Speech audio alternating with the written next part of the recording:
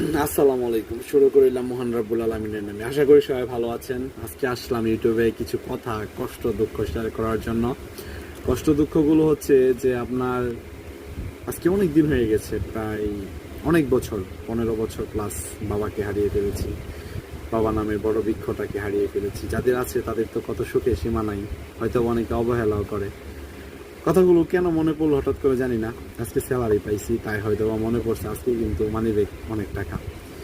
আজকে যদি ওই বৃক্ষটা বেঁচে থাকতো তাহলে কিন্তু টাকাগুলোকে পরিচর্যা বা সামনের দিকে মানে এগুলোকে কাজে লাগানোর অনেক একটা সুযোগ থাকতো, ভালো একটা মানে আমার এত টেনশন করা লাগতো না।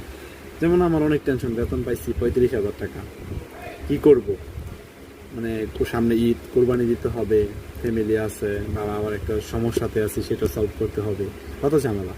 আর যদি আজকে বাবা নামের বটবৃক্ষটা থাকতো তাহলে হয়তো এতটা ঝামেলা হইতো না, অনেক ভালো লাগতো, উনি সলভ করে দিত সব কিছু এটার মাধ্যমে। তো মিস ইউ পাপ্পা, বাবাকে অনেক মিস করি।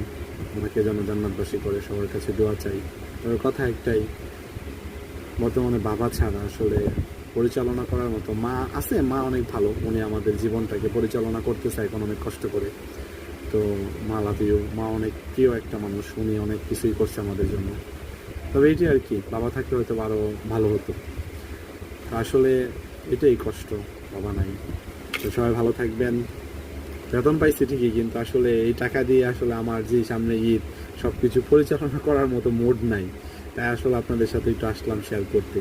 তো ভালো থাকবেন, আবার দেখা হবে অন্য কোনো ভিডিওতে। যে আসলে বাবা না থাকাটা অনেক কষ্টের, বাবা থাকাটা অনেক জরুরি। বাবার অর্থ সম্পদ না, বাবার টাকা না, বাবা থাকাটা অনেক জরুরি। বাবা যারা আছে সে অনেক লাকি, অনেক লাকি আমি মনে করি।